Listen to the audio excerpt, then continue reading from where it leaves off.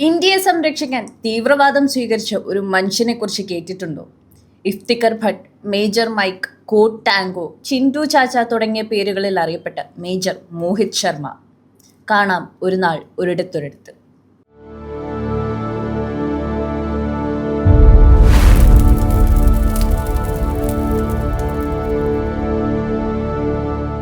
ഹരിയാന സ്വദേശിയായ മോഹിത് ശർമ്മ തന്റെ എഞ്ചിനീയറിംഗ് പഠനം പകുതിയിൽ നിർത്തി നാഷണൽ ഡിഫൻസ് അക്കാദമിയിൽ ചേരാനായി കുടുംബത്തെ പറഞ്ഞു സമ്മതിപ്പിച്ചു. തുടർന്ന് മെഡൽ നേടി വിജയത്തിളക്കവുമായി ഇന്ത്യൻ സൈന്യത്തിൽ ലഫ്റ്റനന്റായി ജോയിൻ ചെയ്യുകയായിരുന്നു. മദ്രാസ് റെജിമെന്റിലായിരുന്നു ആദ്യ പോസ്റ്റിംഗ് എങ്കിലും പിന്നീട് ഏറ്റവും ആവശ്യമുള്ള കശ്മീരിന്റെ മണ്ണിലേക്ക്, അതും കശ്മീരിന്റെ കാവലാൾ എന്നറിയപ്പെടുന്ന രാഷ്ട്രീയ റൈഫിൾസിലേക്ക് മോഹിത് ശർമ്മ എത്തിച്ചേരുകയായിരുന്നു.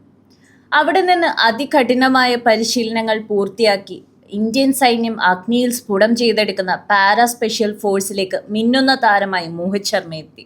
ഹിസ്ബുൾ മുജാഹിദീൻ ഭീകരർക്ക് കശ്മീർ താഴ്വരയിൽ ജനങ്ങൾക്കിടയിൽ പോലും വലിയ സ്വീകാര്യതയുള്ള സമയത്താണ് മോഹിത് ശർമ്മ ഇഫ്തിഖർ ഭട്ടായി പരകായ പ്രവേശം നടത്തുന്നത്. അന്നത്തെ ഹിസ്ബുൾ കമാൻഡറായിരുന്ന അബു തോറാറ, അബു സബ്സർ എന്നിവരിലേക്ക് ഒരു നേരിട്ടുള്ള കണക്ഷൻ ലഭിക്കുന്ന ഒരു കണ്ണിയില്ലാതെ ഇന്ത്യൻ സൈന്യത്തിന്റെ ഓപ്പറേഷൻ ദുഷ്കരമാവുന്ന അവസ്ഥയിലായിരുന്നു കാര്യങ്ങൾ.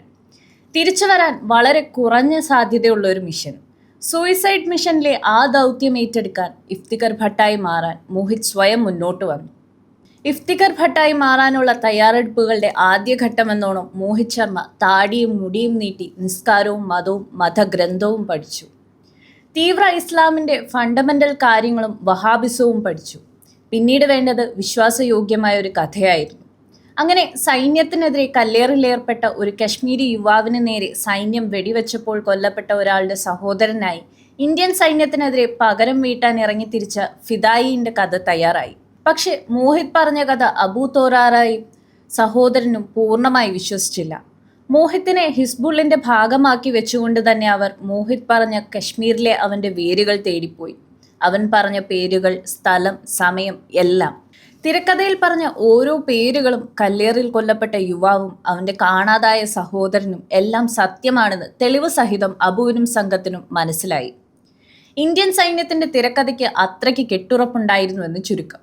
അതോടെ ഹിസ്ബുൾ സംഘത്തിൽ ഇഫ്തിഖർ ഭട്ടിന് പ്രിയങ്കരനായി മാറുവാനും അബുവിൻ്റെ അരികിലേക്ക് അടുക്കാനും അധികം സമയം വേണ്ടി വന്നില്ല. പതിയെ പതിയെ ഹിസ്ബുളിൻ്റെ കശ്മീരിലെ ഇന്ത്യൻ വിരുദ്ധ മിഷനുകൾ തുടരെ പരാജയപ്പെടാൻ തുടങ്ങി. സംഘത്തിലെ ആളുകൾ കൊല്ലപ്പെടാൻ തുടങ്ങിയതോടെ ഹിസ്ബുളിൻ്റെ ഉള്ളിൽ തന്നെയുള്ള ഇൻഫർമേഷൻ ലീക്ക് അബൂ തോറാറയ്ക്ക് മനസ്സിലായി. അവസാനം അത് ഇഫ്തിഖറിലേക്ക് ചെന്നെത്താൻ വേണ്ട സമയം മതിയായിരുന്നു ഇഫ്തിഖറിന് താൻ ഏറ്റെടുത്ത മിഷൻ പൂർത്തിയാക്കാൻ. അബുവിനെയും സഹോദരനെയും പോയിന്റ് ബ്ലാങ്കിൽ വെടിവെച്ചു കൊല്ലുക എന്നതല്ല മോഹിത് നേരിട്ട വെല്ലുവിളി.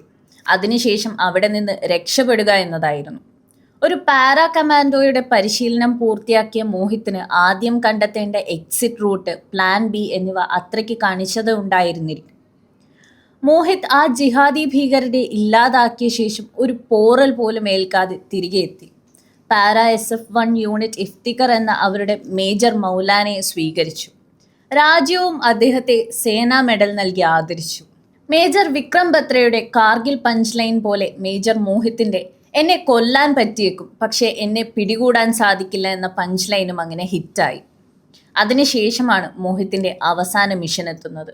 2009 കുപ്വാര സെക്ടറിൽ സഫ്രുദ ഫോറസ്റ്റ് ഏരിയയിൽ തീവ്രവാദികൾ ഒളിച്ചിരിക്കുന്നു എന്ന രഹസ്യ വിവരം ലഭിച്ചതിനെ തുടർന്ന് തന്റെ ടീമുമായി കാട്ടിലേക്ക് കയറിയ മോഹിത്തിന് പിഴച്ചു. എണ്ണത്തിലധികമുള്ള ഹിസ്ബുൾ ജിഹാദികളുടെ വൻ സംഘം മോഹിത്തിന്റെ ടീമിനെ വളഞ്ഞു. ആദ്യത്തെ എൻഗേജ്മെന്റിൽ തന്നെ മോഹിത്തിന്റെ വെടിയേറ്റ് 2 ഹിസ്ബുൾ ഭീകരർ കൊല്ലപ്പെട്ടു. തുടർന്ന് നടന്ന കനത്ത പോരാട്ടത്തിൽ ഇന്ത്യൻ സൈന്യത്തിലെ 2 പേർ ഗുരുതരമായി വെടിയേറ്റ് വീണു. പരിക്കേറ്റവരെ യുദ്ധമുഖത്തു നിന്നും നീക്കം ചെയ്യാൻ സാധിച്ചില്ലെങ്കിൽ അവർക്ക് ജീവൻ നഷ്ടപ്പെടും. ചീറിപ്പായുന്ന വെടിയുണ്ടകൾക്ക് നടുവിൽ നിന്ന് ആ 2 പേരെയും മേജർ മോഹിത് രക്ഷിച്ചെടുത്തു. അപ്പോഴേക്കും മേജർ മോഹിത്തിന്റെ ശരീരത്തിൽ മൾട്ടിപ്പിൾ ബുള്ളറ്റ് ഇഞ്ചുറി ഏറ്റിരുന്നു. പോരാട്ടം തുടർന്ന മോഹിത് ശർമ്മയുടെ തോക്കിൽ നിന്നുതിർന്ന ഇരുമ്പ് തിരകൾ പിന്നെയും 2 ജിഹാദികളെ ഭൂമിയിൽ നിന്ന് പറഞ്ഞയച്ചു. മോഹിത്തിന്റെ ജീവൻ പൊലിയുമ്പോൾ ഇന്ത്യൻ പാരാ കമാൻഡോസ് ആ ഓപ്പറേഷൻ വിജയകരമായി പൂർത്തിയാക്കിയിരുന്നു. താനാജി യുദ്ധത്തിൽ മരിച്ചപ്പോൾ ശിവാജി മഹാരാജ് പറഞ്ഞതുപോലെ, കോട്ട നമ്മൾ പിടിച്ചു, പക്ഷേ സിംഹത്തെ നമുക്ക് നഷ്ടമായി. നമ്മൾക്ക് അനവധി സിംഹങ്ങളെ നഷ്ടമായ ആ താഴ്വരയാണ് കശ്മീർ. മോഹിത് ശർമ്മയെപ്പോലെ, വിക്രം ബത്രയെപ്പോലെ, മനോജ് പാണ്ഡെയെ പോലെ എത്രയോ പേർ. മോഹിത് ശർമ്മയെ ഏറ്റവും വലിയ പീസ് ടൈം ഗാലൻട്രി പുരസ്കാരമായ അശോക് ചക്രം നൽകി രാജ്യം ആദരിച്ചു.